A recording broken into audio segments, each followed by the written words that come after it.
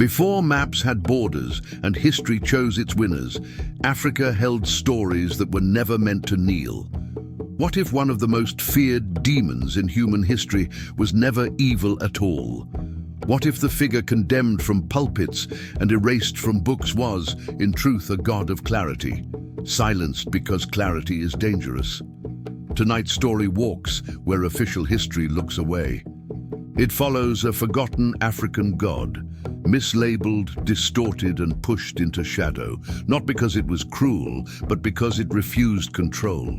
A god of thresholds, of choice, of consequence.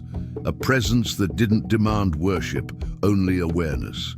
This is not just a myth. It's a thread that runs through Africa, crosses the Atlantic, hides in rituals, symbols, and even in the way we understand conscience today. And once you see it, the past and the present can't be unseen the same way again. If stories like this awaken something ancient in you, subscribe to the channel, leave a like, and tell us in the comments, from which part of the world are you listening to this forgotten revelation?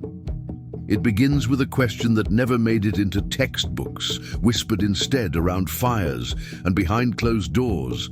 What if the demon feared by missionaries wasn't born from evil at all, but from power they couldn't control? In the oldest African cosmologies, names carried breath, heat, memory. And some names were heavy enough to bend history when spoken wrong. Long before ink and paper, this being existed as a force of order wrapped in contradiction. Not gentle, not cruel, precise. A keeper of thresholds. The kind of presence that didn't ask permission, only demanded balance. Funny thing is, balance rarely sits well with empires, especially those selling salvation as a product. When foreign tongues first tried to translate what they were seeing, something cracked. Words for fire became words for hell. Words for testing became words for torment. It wasn't ignorance alone, it was convenience. Turning a god into a demon made conquest sound like virtue. Clean, necessary. Stories shifted. Masks once worn in reverence were suddenly described as grotesque. Drums that marked sacred time were rebranded as calls to chaos. Ironically, the more they tried to erase the name, the more it echoed. In fear, in sermons, in warnings told to children who never knew why they were afraid. And somewhere in that distortion, the first lie settled in.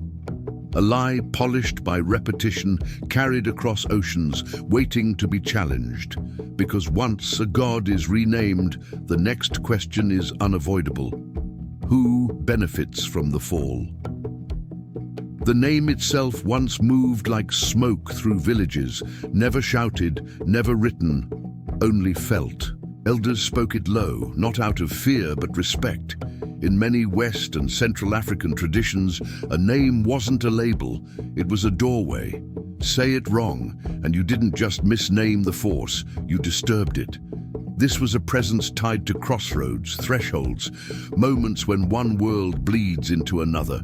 Birth and death, oaths and betrayals, fire that warms and fire that destroys. The irony? Later, outsiders would claim this ambiguity proved corruption, when in truth, it was sophistication. Good and evil were never opposites here, they were partners in motion. When early chroniclers arrived, pens dripping with certainty, they stumbled over sounds their alphabets couldn't hold. Clicks flattened, tones erased, meanings shaved down until only fear fit. What was once the opener of paths became the tempter. What was the one who tests truth became the deceiver. Translation didn't fail, it obeyed orders. There's a reason the name survives in fragments, half-remembered chants, symbols carved where words were forbidden. Erasure was never complete. It couldn't be. You can burn texts, but you can't burn memory carried in rhythm, in gesture, in blood. Especially not when that memory refuses to stay quiet. And that refusal is where the story tightens. Because once the name was twisted, the image followed. And once the image changed, something ancient began to wear a mask it never chose. The land itself remembers. Long before borders and flags, this story unfolded across real ground. The forests of the Niger Basin, the savannas stretching toward the Sahel, river systems older than written memory. These weren't mythic places in the abstract sense. They were trade routes, ritual centers, political capitals with laws, priests, and cosmologies deeply intertwined. In these regions, spirituality wasn't separated from daily life. Kings ruled, yes, but they ruled beside shrines. Justice wasn't decided only by men, but by forces believed to watch from the invisible edge. The god, later mislabeled as a demon, stood precisely there, at the intersection of power, law, and the unseen. Not above society, embedded in it. Archaeology quietly backs this up. Terracotta figures, iron staffs, carved stones found near ancient crossroads and market centers point to structured worship, not chaotic fear. These weren't hidden cults. They were public, regulated, woven into civic order. Funny how that detail tends to vanish from popular retellings. When outsiders later described these regions as spiritually dark, they ignored something inconvenient. Darkness wasn't absence here. It was depth. Night wasn't evil. It was when truth spoke louder. Firelight revealed faces, not monsters, and the god of thresholds belonged exactly to that hour. Understanding the land reframes everything. Because once you see where the story lived, geographically, politically, spiritually, it becomes harder to pretend this transformation into a demon was accidental. Something else was moving beneath the sand, waiting for its moment. In the oldest telling, the origin wasn't framed as a birth, but as an emergence. This force didn't arrive crying into the world. It stepped into it already aware, already charged. Not created to obey, but to function. A principle given form. Fire given intention. Movement given judgment. Myth says this presence was shaped from contradiction itself. It carried the heat that forges iron and the spark that burns fields to ash. And that wasn't a flaw. It was the design. To remind humanity that power without restraint rots, and restraint without power lies. Balance lived in the tension, not the peace. Priests described it not as a ruler, but as a messenger between layers of existence. It spoke where gods stayed silent. It acted where law hesitated.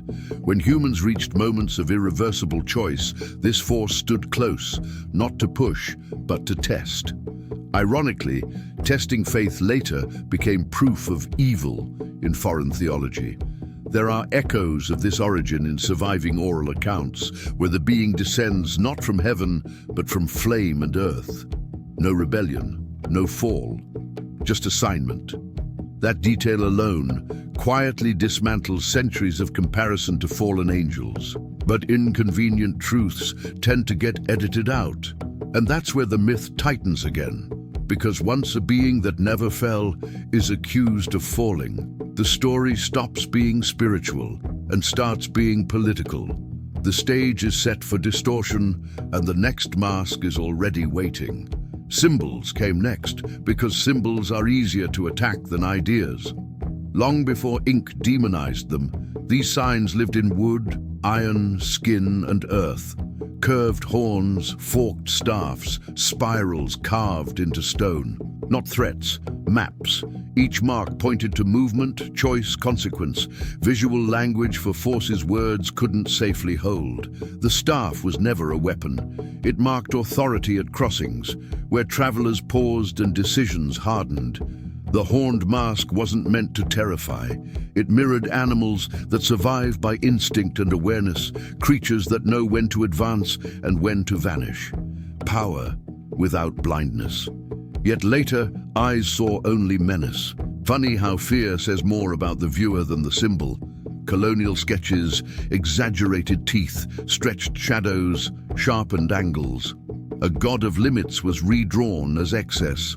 Museums quietly keep the earlier forms, balanced, symmetrical, intentional, while popular imagery runs wild with distortion. One version teaches, the other sells fear.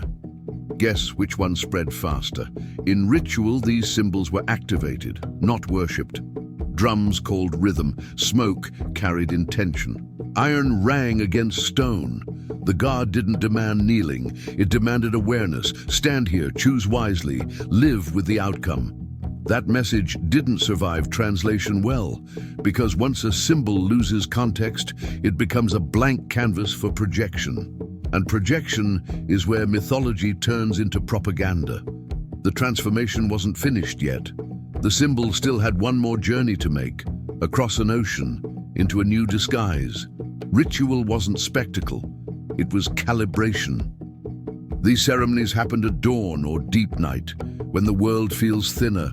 The air smelled of iron, palm wine, ash, feet pressed into earth, beaten flat by generations who knew exactly where to stand. Every movement mattered because it wasn't symbolic, it was functional. The presence invoked wasn't asked for favors, it was invited to witness, to watch contracts being sealed, leaders being challenged, lies dragged into light. If someone broke an oath after that, the consequence wasn't punishment from above. It was imbalance unfolding naturally. Cause meeting effect, no drama required. Foreign observers misunderstood this completely. They expected submission. What they saw instead was confrontation, humans speaking back, questioning, negotiating. That alone was enough to trigger alarm. A spiritual system that teaches people to engage power instead of fear, it doesn't sit well with hierarchies built on obedience. So the rituals were rebranded. What tested truth became possession. What sharpened judgment became madness. Iron tools were called weapons. Dance was called frenzy. Ironically, the more disciplined the rite, the more dangerous it appeared to outsiders who couldn't control it. And once rituals are labeled forbidden, they don't disappear. They go underground. They adapt. They travel. And that's exactly what happened next, when history stopped pretending and started forcing silence. The conflict didn't arrive all at once. It crept in dressed as correction, education, salvation. First came the sermons, then the laws, then the quiet threats. Shrines were called idols, priests were called liars. The god of thresholds was suddenly recast as the enemy of heaven. Convenient timing, really. Colonization didn't just seize land, it audited belief.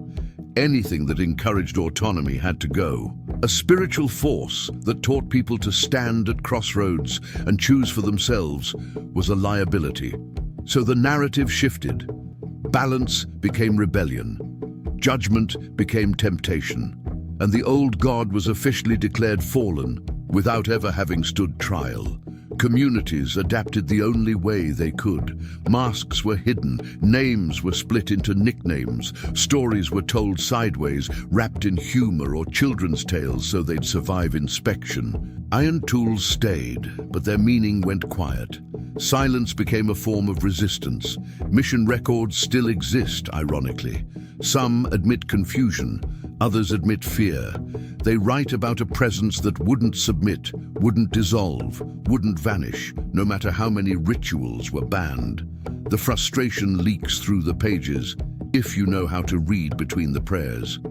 And that tension, between forced forgetting and stubborn memory, didn't end on African soil. It boarded ships, it crossed water, and it changed shape without losing its spine. The crossing was brutal, but memory is stubborn. Chained bodies carried more than muscle and bone across the Atlantic. They carried codes, songs that sounded like grief, but moved like maps, gestures that looked harmless until you knew what they signaled.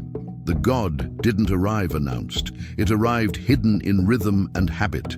In the Americas, survival demanded disguise. The old name fractured into aliases. Masks turned into saints' faces. Crossroads remained crossroads, but now they sat behind churches, at the edges of plantations, in places no one bothered to watch. Iron still rang. Fire still spoke. The form shifted, not the function. Ironically, the demon label followed too. Slave owners repeated it, preachers amplified it, fear did the rest. Yet something curious happened. People kept going to this demon for justice, clarity, and protection, not for chaos. That contradiction never quite resolved itself in official narratives. Oral histories from Brazil, Haiti, Cuba, and the southern United States still preserve the older logic. This force opens paths, tests truth, punishes arrogance, not weakness. That consistency across continents isn't coincidence, it's continuity wearing different clothes. And once you notice that continuity, a dangerous question forms. If the same figure survives wherever Africans were taken, maybe it wasn't superstition that traveled, maybe it was theology. And that idea leads straight into evidence some prefer to ignore. Traces remain where denial failed. Carved figures pulled from soil near ancient trade hubs, iron staffs catalogued without context, masks labeled ceremonial, as if that word explains anything. Archaeology keeps tripping over what theology tried to bury, and the results are awkwardly consistent. Written records help too, though not in the way their authors intended. Early European journals described the same entity across regions that never spoke to each other directly. Same attributes, same functions, same uneasy tone from the writers. They didn't coordinate these accounts, which makes the overlap hard to dismiss. Then there are the texts no one likes to quote out loud. Fragments of African oral law, chants preserved through call and response, symbols mirrored in places they supposedly never reached.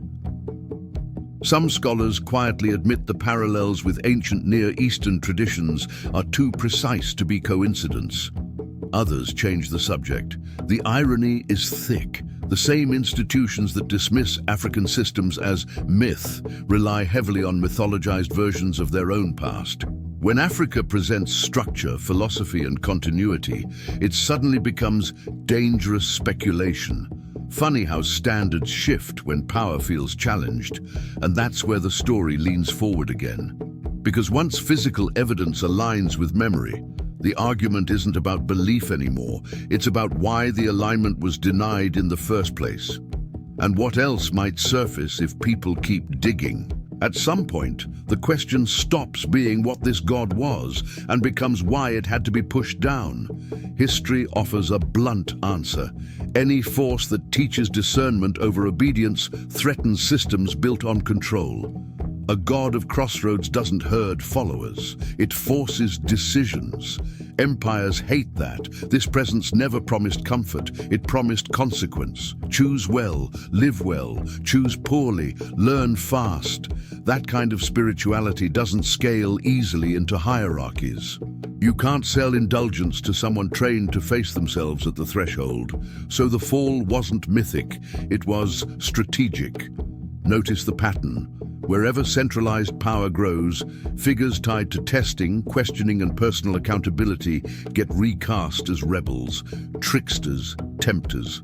Sound familiar? It's the same script reused across cultures, just with different costumes. Africa wasn't the exception. It was the template.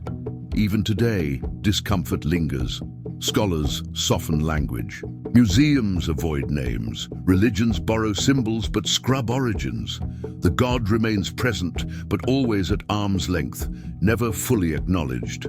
Not erased, managed, contained, labeled complex, so no one has to go further. And yet, containment never holds forever. Because once a fallen God is recognized as one who never fell, the entire narrative starts to wobble. And when narratives wobble, returns begin. Quietly at first, then all at once. The return doesn't announce itself with thunder. It seeps back in through art, through language, through people asking questions their grandparents were warned not to ask. Musicians invoke the old rhythms without knowing why they feel heavier. Writers circle the symbol of the crossroads like it's calling them by name. Something ancient is stretching after a long sleep. Across Africa and the diaspora, names once whispered are spoken again, carefully, respectfully, without apology. Not in rebellion, but in recognition. The god re-emerges not as a monster, but as a mirror, one that asks uncomfortable things, one that refuses easy answers. Ironically, the same traits once used to condemn it now feel necessary. Politically, the echo is just as clear. Movements centered on self-definition, boundary setting, and refusal to kneel all seem to orbit the same gravity. No one calls it divine in public, of course. But the language of thresholds, choice, and consequence keeps resurfacing. Old logic in modern clothes. Spiritually, the shift is quieter but deeper. People raised to fear the symbol begin to research it, and what they find doesn't match the warnings. The demon doesn't scream. It stands, it waits, it asks. That realization alone breaks centuries of inherited terror. And once fear cracks, curiosity floods in. Because if this god was never the villain, then the story we were told has a hole in it. And holes invite light, and whatever truths were buried beneath them. The impact runs deeper than belief. When a people are taught to fear their own symbols, something fractures inside identity itself. Generations grow up estranged from their spiritual language, calling inherited wisdom dangerous without knowing why. That quiet rupture doesn't scream. It hums, and it shows up as confusion, dislocation, longing without a name. Psychologists talk about inherited trauma now, as if it's a modern discovery. But African cosmology's already understood it. Memory doesn't live only in the mind.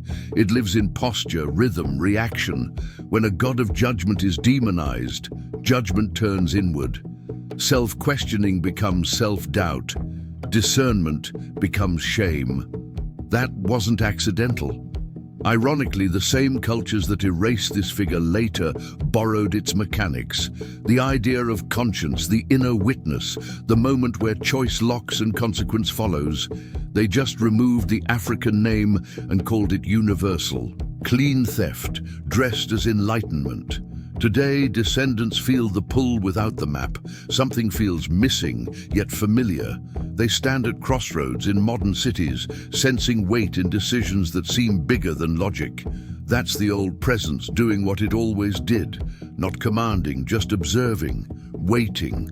And that's where the story tightens again, because once identity starts to remember what it was trained to forget, the question isn't whether the god returns. It's whether people are ready to meet it without fear. Not everyone is ready, and history shows why. Institutions built on one sacred story don't react well when another refuses to stay buried. Universities hedge, churches stay quiet, museums curate around the edges. The silence isn't ignorance, it's risk management. There are scholars who know. You can hear it in how carefully they speak, how often they say possibly or suggests when the evidence is firm. Acknowledge the continuity too clearly, and funding shifts, careers stall. Funny how objectivity gets fragile when conclusions point south instead of north. Even popular culture flirts with the truth, then backs away. Crossroads imagery shows up everywhere. Films, music, fashion, stripped of context, safely aesthetic. The power remains, but the lineage is blurred. That way, no one has to ask who it belonged to first. Yet fragments slip through. A lecture here, a footnote there. An exhibit that quietly contradicts its own placard. The god's outline becomes visible again, not through declaration, but accumulation. Piece by piece, denial erodes. And erosion is patient work. Because once enough cracks form, the official story doesn't collapse. It gets questioned. And questioning, as this god always knew, is the beginning of every real threshold. There's a moment in every old story when silence stops working. When the weight of what's been avoided grows heavier than the risk of speaking, that moment is now. Not because everyone agrees, but because too many pieces no longer fit the approved version. Across continents, independent researchers, artists, and spiritual practitioners are reconnecting dots without asking permission. They compare symbols, they trace rituals, they notice how the same figure keeps appearing wherever Africans were displaced. Not identical, but recognizable, like a face seen in different lighting. The irony is sharp. The so-called demon turns out to be one of the most consistent moral figures in the record. It punishes excess, not desire. It exposes lies, not doubt. It stands at the moment of choice, not after the fall. That's inconvenient for systems that prefer blind faith over conscious action. Slowly the language shifts. Fallen becomes misunderstood. Demonic becomes liminal. Scholars start using safer words, but the meaning leaks through anyway. The god is no longer screaming from the margins. It's standing in plain sight, daring anyone to look long enough. And that leads to the final tension.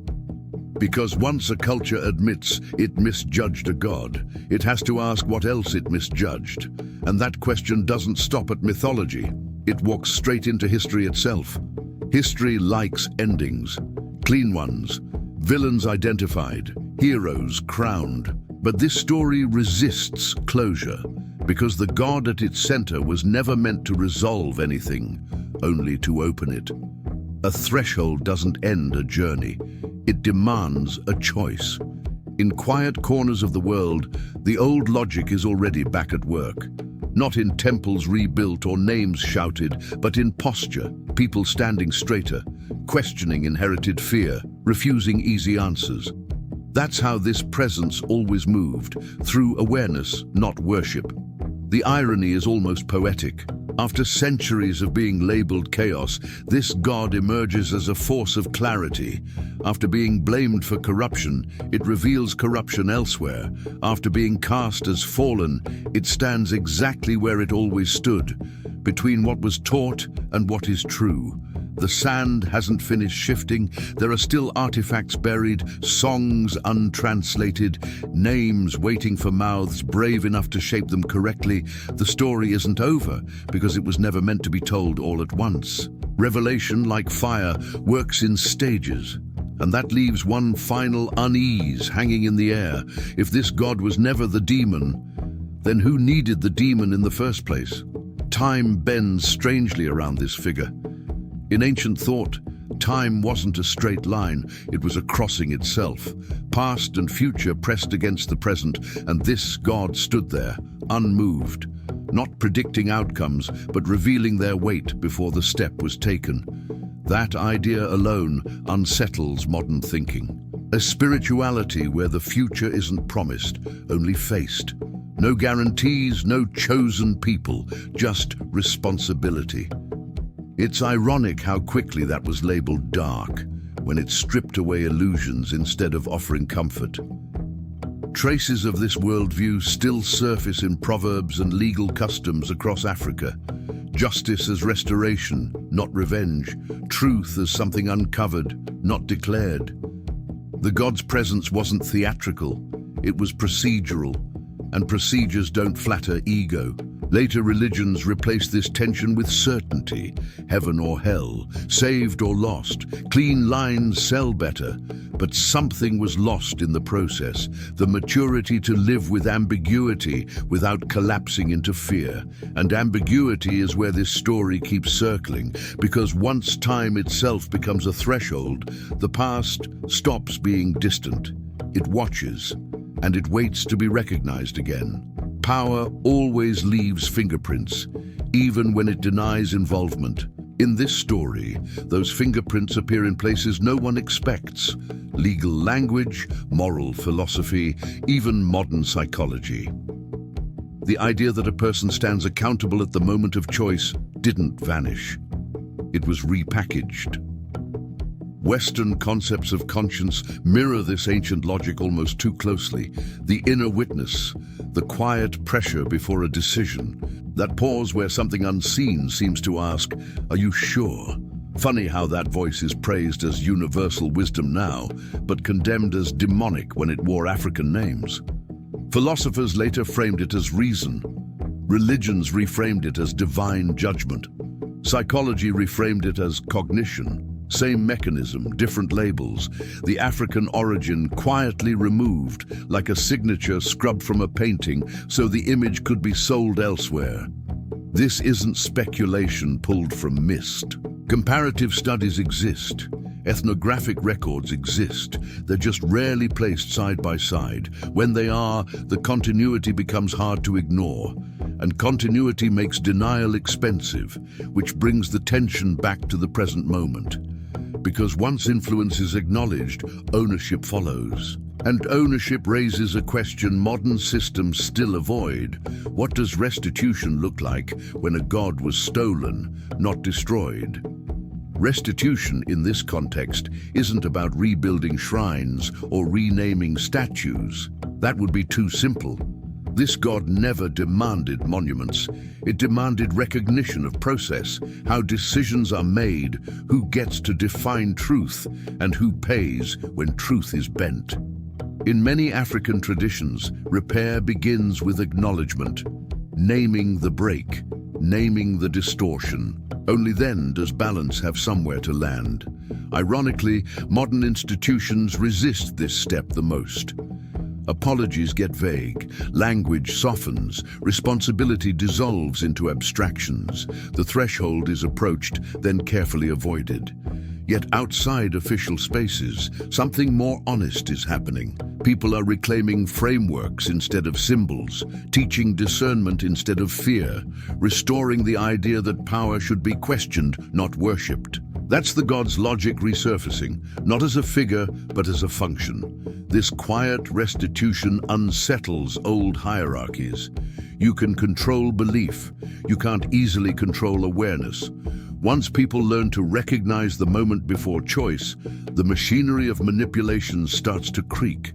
That's when the old stories become dangerous again.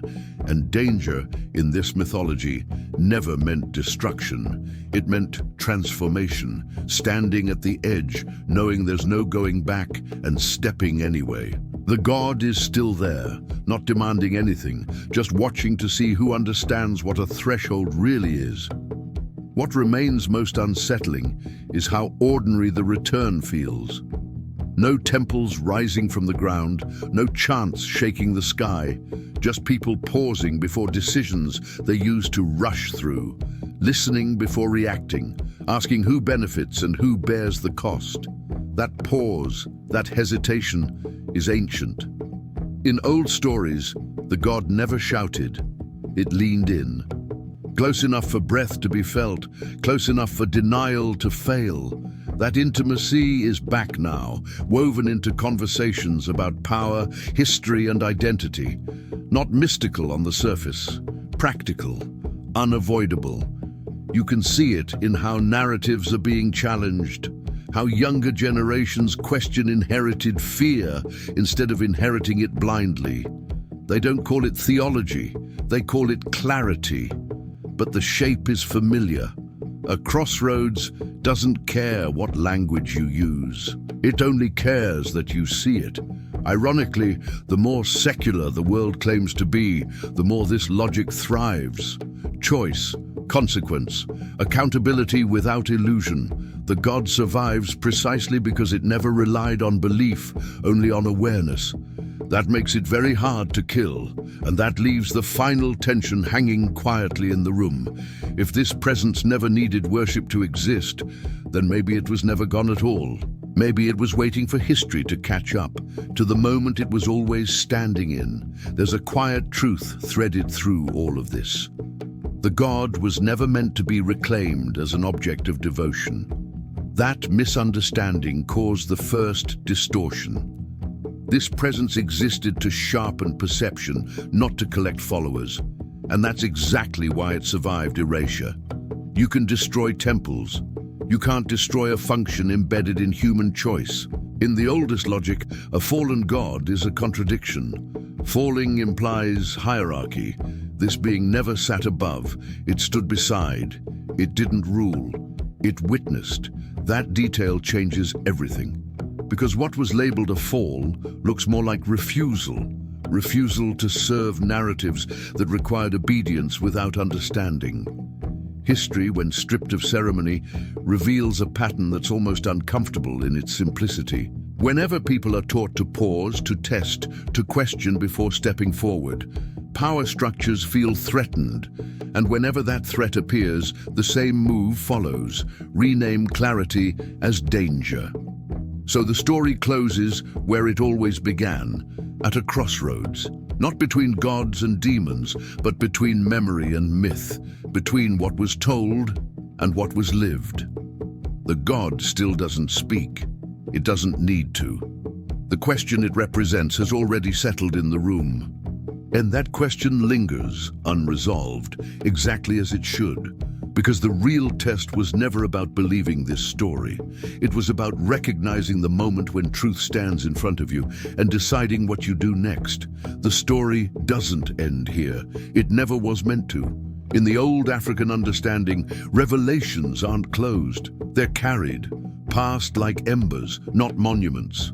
What you've heard is not a verdict on the past, but an invitation to listen differently when history speaks too confidently. Beneath the sand, beneath the archives, beneath the names rewritten by fear, there are still symbols waiting, still rhythms unplayed, still truths resting at crossroads humanity keeps reaching, moments where choice matters more than belief. Africa's legacy was never only land or labor, it was a way of seeing power without illusion. Perhaps that is why it was buried. And perhaps that is why it endures, because a knowledge that teaches responsibility instead of submission can't be owned, it can only be remembered. If this story stirred something in you, curiosity, respect, or quiet recognition, stay with us. Subscribe to the channel, activate notifications, and walk with us into the next revelation. There are still many mysteries sleeping under the weight of time, and not all of them wish to remain asleep.